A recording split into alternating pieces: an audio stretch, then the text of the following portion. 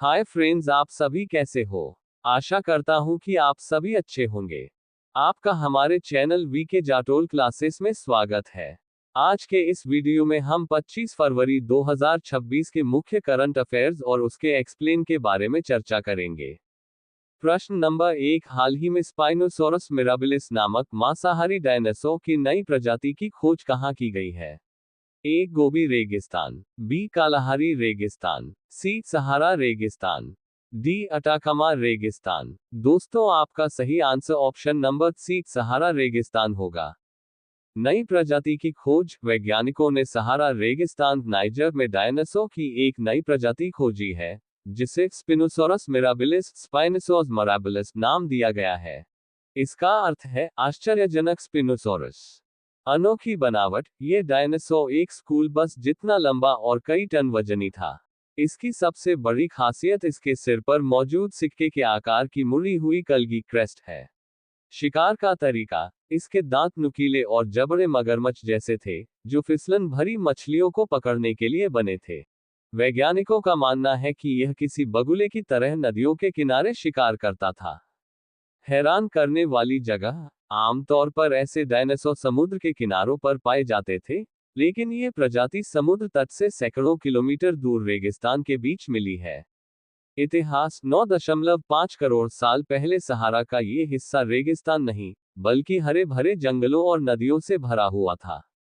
प्रश्न नंबर 2, हाल ही में जमीन से दागी जाने वाली स्क्रैमजेट संचालित हाइपरसोनिक मिसाइल CJ-1000 का प्रदर्शन किस देश ने किया। ए अमेरिका, बी जापान, सी रूस, डी चीन। दोस्तों, आपका सही आंसर ऑप्शन नंबर डी चीन होगा। चीन ने अपनी नई CJ-1000 हाइपरसोनिक क्रूज मिसाइल से दुनिया को चौंका दिया है। विशेषज्ञों का मानना है कि इस मामले में चीन ने अब अमेरिका को भी पीछे छोड़ दिया है। क्या है खास? ये दुनिया की पहली जमीन से लॉन्च होने वाली ग्राउंड लॉन्च स्क्रैमजेट मिसाइल है। इसकी रफ्तार और सटीकता इसे ब्रह्मास्त्र जैसा घातक बनाती है।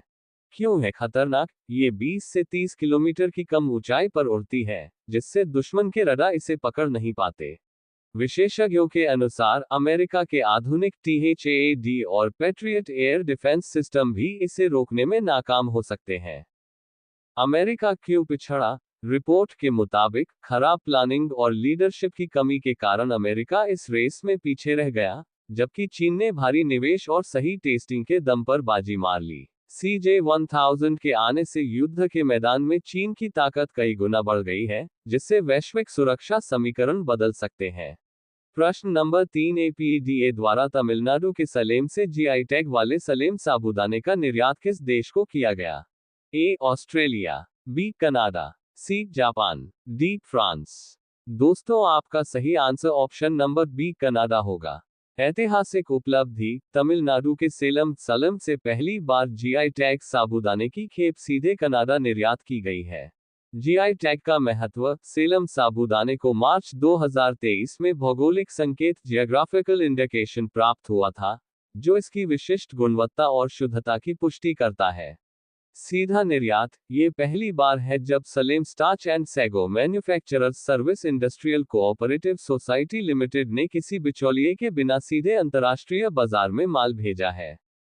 निर्यात की मात्रा, इस पहली खेप में लगभग 0.5 मीट्रिक टन साबूदाना भेजा गया है। किसानों को लाभ, इस पहल से तमिलनाडु के हजारों किसानों और विशेषकर आदिवासी समुदायों को उनकी उपज का बेहतर दाम मिलेगा और आय में वृद्धि होगी। वैश्विक विस्तार, कनाडा के बाद अब सरकार का लक्ष्य अमेरिका, UK, वियतनाम और सिंगापुर जैसे देशों में भी इसकी सीधी पहुंच बनाना है। सहयोग, इस पूरी प्रक्रिया को वाणिज्य मंत्रालय की संस्था एपीडा द्वारा सुगम बनाया गया है। प्रश्न नंबर 4, वाइब्रेंट विलेज प्रोग्राम 2 का शुभारंभ किस राज्य में किया गया। ए अरुणाचल प्रदेश, बी नागालैंड, सी राजस्थान, डी असम। दोस्तों, आपका सही answer option number D Assam होगा। केंद्रीय गृह मंत्री अमित शाह ने असम के कछार जिले में वाइब्रेंट विलेज प्रोग्राम 2 का शुभारंभ किया है। उद्देश्य, इस योजना का मुख्य लक्ष्य भारत की उत्तरी सीमाओं पर स्थित गांवों का सर्वांगीण विकास करना है।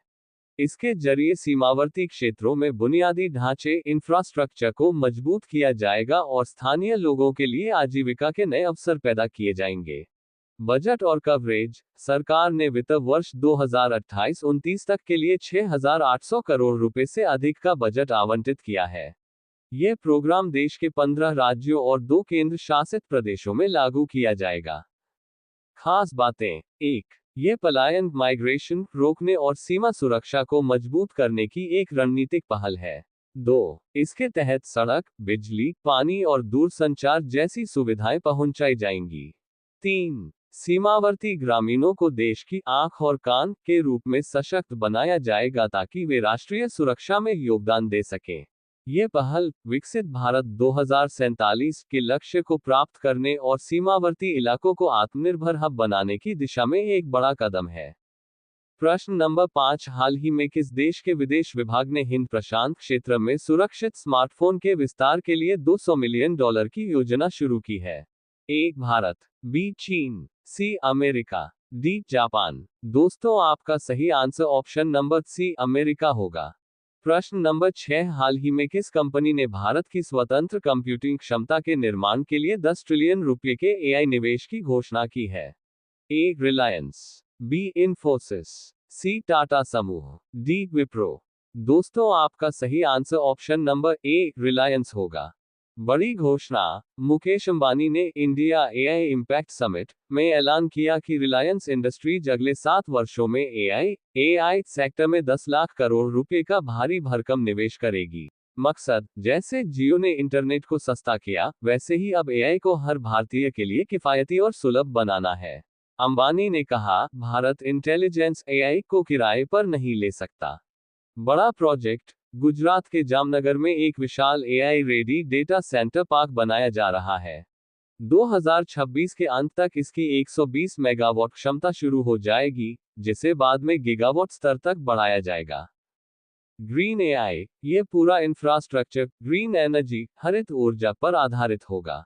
आम जनता को फायदा। जियो AI भारतीय भाषाओं में काम करेगा, जिससे किसान, छात्र और छोटे कारोबारी अपनी भाषा में इसका उपयोग कर सकेंगे। नौकरियों पर असर। अंबानी ने स्पष्ट किया कि AI नौकरियां छीनेगा नहीं, बल्कि उच्च कौशल वाले कार्यों में नए अवसर पैदा करेगा। प्रश्न नंबर 7, हाल ही में भारत ने महत्वपूर्ण खनिजों और चिप सुरक्षा के लिए किस देश के नेतृत्व वाली पैक्स सिलिका साझेदारी पर हस्ताक्षर किए हैं? A. रूस, B. America, C. Japan, D. France. दोस्तों, आपका सही answer option number B. America होगा। प्रश्न नंबर 8, हाल ही में किस देश के राष्ट्रपति जोस जेरी को राष्ट्रपति पद से हटाया गया है? A. Peru, B. Brazil, C. Philippines, D. Argentina. दोस्तों, आपका सही answer option number A. Peru होगा। प्रश्न नंबर 9, हाल ही में भारत ने डिजिलॉकर पायलट परियोजना के लिए किस देश के साथ कार्यान्वयन ढांचा समझौते पर हस्ताक्षर किए हैं? A. Kenya, B. Nepal, C. Sri Lanka, D. Bangladesh. दोस्तों, आपका सही answer option number A. Kenya होगा। समझौता। भारत और केन्या ने केन्या में डिजिलॉकर सिस्टम शुरू करने के लिए एक इम्प्लीमेंटेशन फ्रेमवर्क एग्रीमेंट पर हस्ताक्षर किए हैं। मकसद, केन्या में भारत के digital public infrastructure DPI model को लागू करना और वहां की प्रशासनिक व्यवस्था को डिजिटल बनाना। Pilot project. शुरुआत में इसे एक पायलट प्रोजेक्ट के तौर पर आजमाया जाएगा ताकि केन्या की जरूरतों के हिसाब से इसे ढाला जा सके।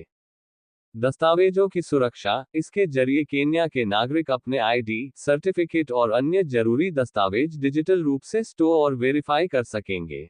इंडिया स्टैक ये भारत की उस पहल का हिस्सा है जिसके तहत डिजी लॉकर और OP जैसी तकनीकों को दुनिया के अन्य देशों के साथ साझा किया जा रहा है। द्विपक्षीय लाभ। ये समझौता दोनों देशों के बीच तकनीकी सहयोग और डिजिटल इकोनॉमी को मजबूती प्रदान करेगा। अब ये प्रश्न आप लोगों के लिए। आप सभी लोग इसका आंसर कमेंट बॉक्स में जरूर बताएं। हाल ही में किस राज्य को आधिकारिक रूप से नक्सल गतिविधियों से मुक्त घोषित किया गया है? A. Jharkhand, B. Odisha, C. Bihar, D. Chhattisgarh. Last video के प्रश्न का आंसर हमने आपसे पूछा है कि खुर्रमशहर 4 बैलिस्टिक मिसाइल किस देश द्वारा विकसित की गई है? A. America, B. चीन, C. रूस, D. ईरान। दोस्तों, आपका सही answer option number D. Iran होगा। यदि दोस्तों आपको हमारा यह वीडियो अच्छा लगा हो तो वीडियो को लाइक शेयर जरूर करें, साथ ही हमारे चैनल वीके जाटोल क्लासेस को सब्सक्राइब जरूर करें ताकि हमारे चैनल पर अपलोड होने वाली प्रत्येक वीडियो का नोटिफिकेशन आप तक तुरंत पहुंच सके।